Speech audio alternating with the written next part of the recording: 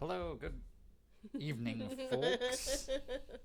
Just started the stream here at Shadowrealmfiction. We're going to be doing a lore series tonight. We had a cancellation with our Grass of the Starved campaign tonight, but that doesn't mean we can't bring you content still on a Sunday. Especially because we didn't get to do lore on Thursday. Yeah, we did the one shot on Thursday, but that was my birthday, so kind of important to do that. So we'll get the lore episode out this, and we'll catch Grass of the Starved later in the future. So with that said, we are here to interview I'm going to say both the lovely player and the lovely character, Krista and Darling.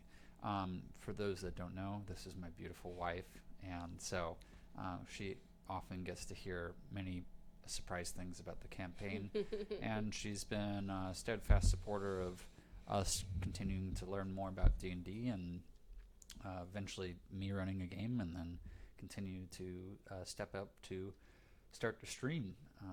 Big supporter there, so thank you, babe.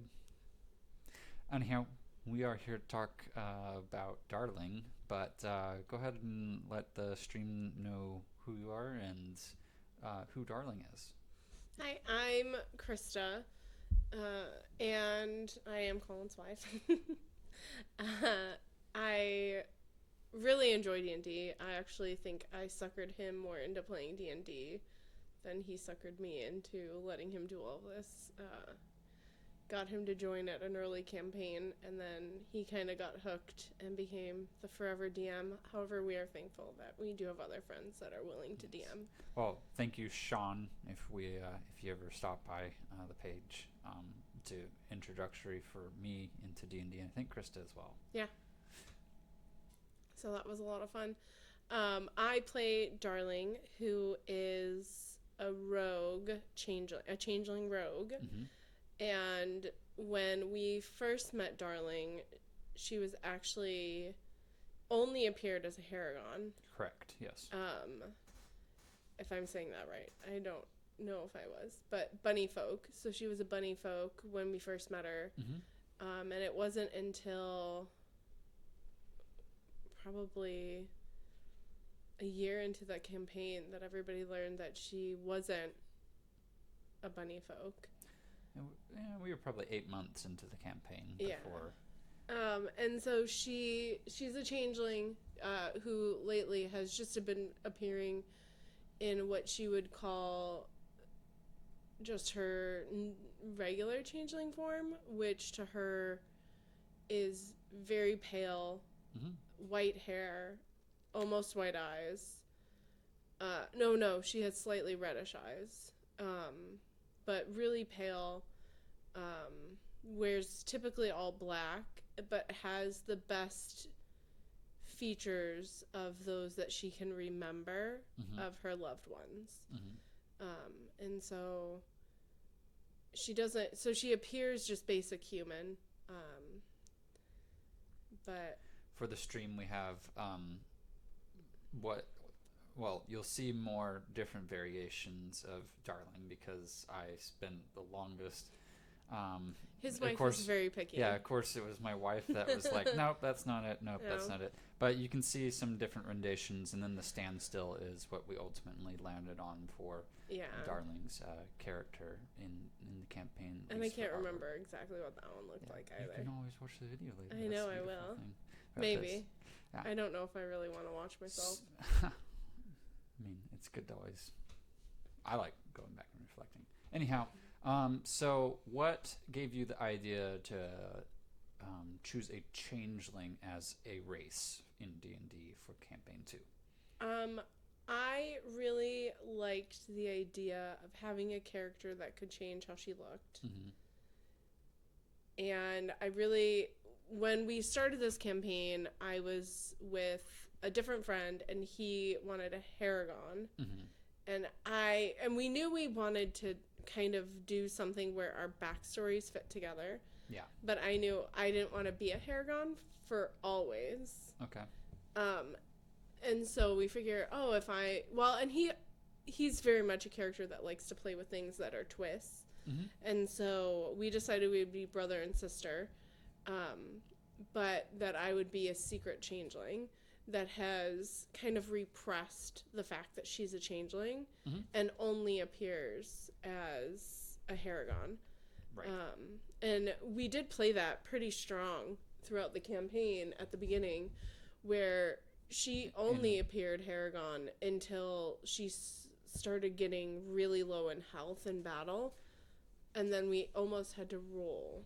Yes, well, that actually, I think, went on longer than you were anticipating it, because at the get-go, because of your stealth and stuff, I don't think you got hit typically too much. Yeah, she's actually really good at being a rogue. Yeah. So I actually do have her standing more in the background. So, speaking of that, how is it going from... So, obviously we didn't stream campaign 1, but there's some back knowledge, and this being a lore session, Krista was one of the players in campaign 1. So how was it transitioning class-wise from a cleric to a rogue? I probably prefer a rogue. That's just my play style. I know other people love a cleric, and that good on them. But for me, it's difficult finding the balance with a cleric. Yeah. Of between fight and survive. Right. And I like having a rogue where she kind of knows what she wants. Like, she knows she can fight. Like, that's typically her first choice. But I also have one that has enough healing potions on them at all times. Yeah. That they can heal those around them if it becomes absolutely necessary. Now, would you say the hoarding of potions is a Darling thing, or is it a Krista thing because of her experience being a cleric? I think it's more of a Darling thing. Okay. Because Darling is really afraid of people dying around her. So in her backstory, she was with her changeling family. Yeah. Who lived among the Fae realm. The Fae folk. Yeah. As a spy. And then something came and burned down that village, and she was one of the few that got out and escaped and hid, and was found by the Haragon family. Yep. Went in with them, and then once again something came and kind of almost destroyed their village there. So, starting there, it's still undisclosed to you about what was chasing you out of the Fae. Yeah. Which is good, because sometimes I forget kind of like where my backstory is how it's going to affect the long-term story, because I kind of feel like she's lost right now. But I think she is lost right now. Yeah. Like, she's lost all family, lost all connection. And so she is just kind of lost in what she's doing. So she just found these people. Yeah, and then Rad the she's Mad's sticking pretty them. awesome. Yeah, Rad the Mad's pretty awesome. We get into pranks together, or we do pranks together. Yep. A lot of same curiosities about the world, which is nice. And then I really like Fizzle has been taking really good care of almost that inner child in Darling. Yes. That she kind of repressed for a while. And so he's looking out for that, like teaching her other languages, bringing her under his wing as an apprentice. So where Darling sits now, actually let's go to the moment that Darling was no longer a Haragon and was revealed to the party, where the party, this is again pre-stream, but the party entered their own dreams, and basically we all switched classes, or switched bodies, so we had different character sheets in front of us. Yep. So Luke, who plays Ben, actually realized, and thankfully kept his mouth shut, but he also didn't let me know that he figured it out. Yeah. So we were all sitting there going, does he know? Like, did he read it? Does he realize what that means? We did swap up character sheets, and I remember, and we'll get Luke and Katie on the show too in the future, but there was a moment where Luke came to me after the campaign about that and apologized profusely. He's like, I don't know if I was supposed to know this, but I accidentally saw it and I was trying to ignore it best I can. So basically that's why Luke ignored it during that campaign, is because he thought it was something that he was wasn't a slip supposed up. to know. Yeah, exactly. Which, kind of. Well, and then, so in the dream state, she watched all of her friends just die. Yep. I think every single one died except for her in that dream state. Yeah. And so when we snapped back, I was in complete changeling form. Yes. Because she was frustrated. She's like, well, if I couldn't hide from death as a Haragon, why am I hiding at all? Yeah. And so she stopped changing. And I outside of little things here and there, she hasn't really shapeshifted. No, not since part 2 she's started. Lowered herself in height to get through things. She's made herself smaller. But she's never fully changed. No. I don't know if you want any spoilers for the future. Meaning she did recently buy a bag of holding. Yeah. And a set of clothes. Well, I was assuming in that last episode that you're going to kind of mock up pretending to be other characters. I think it's not so much mock up. I think she has a plan that if anything should come to them, she'd rather it come to her before it came to them. So if somebody's out to get Fizzle, she's going to look like Fizzle. Yeah, it's Fizzle. If somebody is out to get Mad the Rad, you know, and so causing almost a confusion about who's real and who's not. Right. So how's Darling's life been in the Hidden Hair? Really good. She really... I think she almost gets to be a kid again. Even though she's not. She's what? I think canonically, like, in her early 20s. Yes. So... Right. She... You know, but she never really got to be that silly and goofy, and so she plays a lot of pranks, moves around in the hidden rooms a lot. Yes. But more importantly, she gets to learn all those things that she never would have got to learn before. And you've learned or you're in the process of learning your second language in the campaign. Yeah, I think I'm trying to learn Gnomish, which is Fizzle's language. Yes. But I'm also learning to be a librarian. She's learned Draconic because it was like her hyperfixation. Yes. So. Yeah. So moving into the livelihood of the manor, who would you say Darling's favorite person is right now? Rad the Mad. Rad the Mad. Okay. Yeah. And why is that? I think she, for the first time, has had a girl her own age to play around with. Okay. You know? And so I think she's really just enjoying, like, that goofy, silly time. Like, we use the talking doll a lot, and we plan a lot. Yes. It does not, I mean, obviously it helps that it is Katie and I both doing those characters sitting next to each other. Yes. So we can make a lot of secret plans. So that helps a lot. And I feel like with Phil's character, as much as I love Phil, we don't really get to know Ritz, but also there's a darkness to Ritz. That's where I was going to go next. Who is the hardest to connect with? It's probably Ritz. It's probably Ritz. Yeah. Okay. And that is just because... Is it because of his alignment, or is it more portrayal of persona? It's probably persona. Okay. Because really, I don't know if she really understands that he's bad.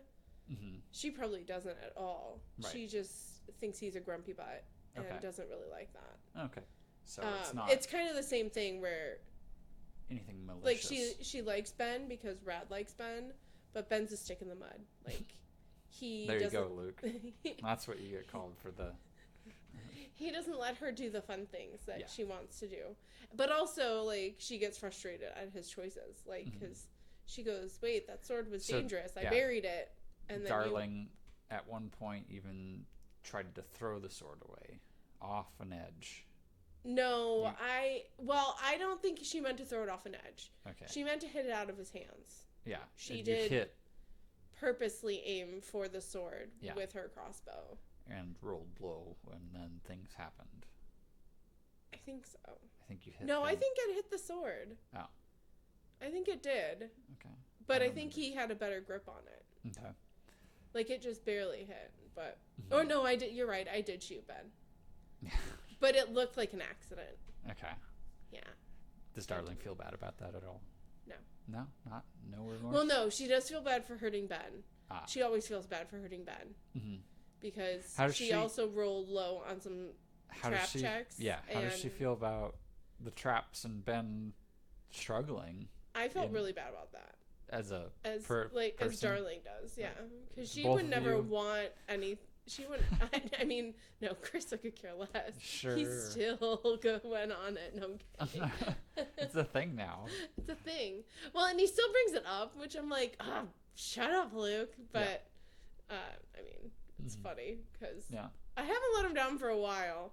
But in fairness, I did let him down pretty hard, like 2 times. So I will get... In a row. Yeah, I get why he will continue to bring it up. It's the same dungeon, and I think what happened, just for some back context and lore, is Darling went to check for traps, said, no, I don't see anything, because of her roll. Because of low roll, yeah. And Krista's really good at playing the role play instead of just mentioning things, and so Ben stepped into a trap, and then because rolled, that's what his character would do. Yeah, and then he rolled low and couldn't get out of the trap, and so I think he almost died in 2 consecutive traps in a dungeon. Mm-hmm. And it's not really Darling's fault, but it is. It's enough. Yeah, it's enough my fault. What do you think of Darling and the pursuant of the swords right now? I think she's bored with it. Yeah. One, because she doesn't know what everybody, like, that there's another voice talking to them. Oh. Like, yeah. She, like, I know, but Darling doesn't. Right. So she's unenthused. She could care less if she gets a sword or not, because it's just a shiny weapon, and who cares? Right. I think if she knew that they talked, but all the other characters have been pretty private about that. Yeah. I feel like she would be, like, insistent to go get her sword. Yeah. Like, not shutting up about it. Is she excited to eventually make her way back to the Fey Realm? I don't think so. Mm. I think she's a little bit scared about it. Okay. As much as I think she's alluded to being excited. Mm-hmm. But I think she's actually really worried about it. Okay. Because both groups that she's been, like, families that she's been in, everybody has died in the Fey Realm. Right. That she's known and loved. And I think she's really afraid of this group going there and somebody dying. Yeah. Okay.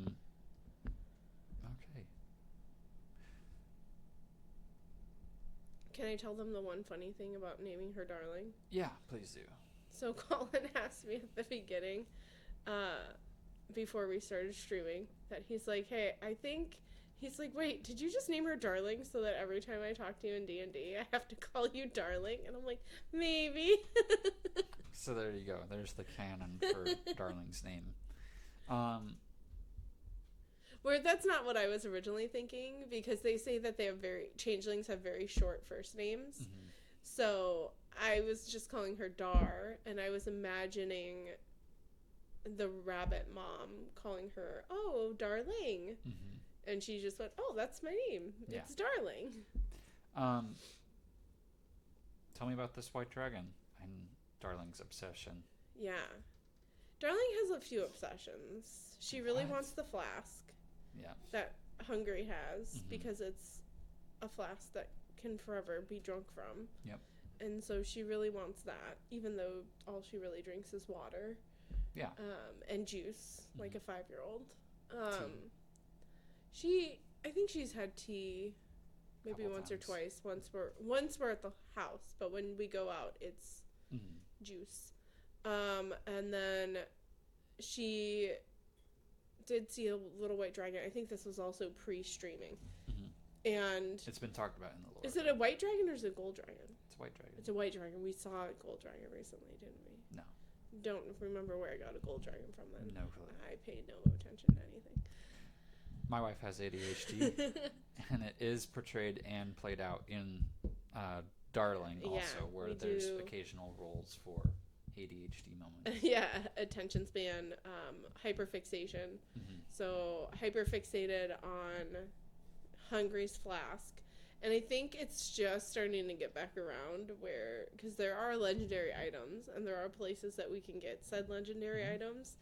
And if memory serves me correct, I need to look at the map, but I think Hungry's, like another version of Hungry's flask, exists. Was kind of up in the mountain areas that we're in now. And so if she remembers that, like, I think I will try to roll for it next session, and then she might become really insistent on going to try to find Hungry's flask. Yeah. So we'll see, because she just gets hyper focused. But that's kind of why she learned Draconic, is a little white dragon flew past her. Yeah. And I'm imagining in my head, like, something that's just, like, this big. Like, just a little thing. Krista was the only one, and Darling was the only one to roll high enough. And it winked at me. Yep. So now we're besties. Yeah. So a white dragon, right as the portal releasing all the dragons opened up. And then it started to close. One out, right? It was the last one to close. Or last one out before it closed. And, yeah, white dragon flew by. And winked at me. Yep. It means that we're best friends. So I had to learn Draconic. It means. So, yeah, that's what it means. We're best friends. So she started teaching herself Draconic, which took a long time. And now you say that I know it, and I do, because I was able to talk to the last dragon that we met. Right. But she only reads kids' books. Yes. So maybe she'll progress to reading Dragon YA, but who knows? Yeah. She's really liking the kids' books. Fan fiction. I also really like making up the dragon stories, because they're all really dark and mean. Yeah. And it's just kind of funny. It is pretty good for the roleplay aspect. What are you most excited to see develop from the backstory of Darling? This is a Krista quest. Yeah, and I feel like that's where I'm a little lost. Is kind of just, I think she would like some answers, because she feels like something is following her, like some curse or some monster, and she just doesn't understand why. Right. So I think a resolution to that. Yeah. That's why, like, I gotta pull it up, because she's a rogue, but she's a certain type of rogue. And she has a spell called Wails from the Grave that we all joke can make whale noises about. But, she's a phantom. She's a phantom rogue. Yeah. And so she has Wails from the Grave and other things that can, and now she has that Tokens of the Departed, which I'm really liking, that spell. But, like, it almost haunts her, but she's like kind of in that fine line of death and life, where she does not want to see anybody die, but she's also super fascinated with the fact that everybody else has died. Yeah. So she almost feels like, especially when we do Wails from the Grave, it's just like she thinks it's just her ancestors coming around to protect her and attacking others that are attacking her. Right. Although we have turned it into just whales going, and then crashing into people.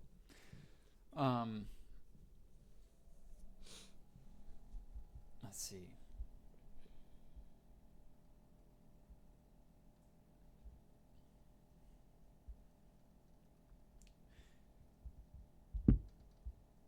Are you this is more of a campaign mechanic. Are you enjoying the story?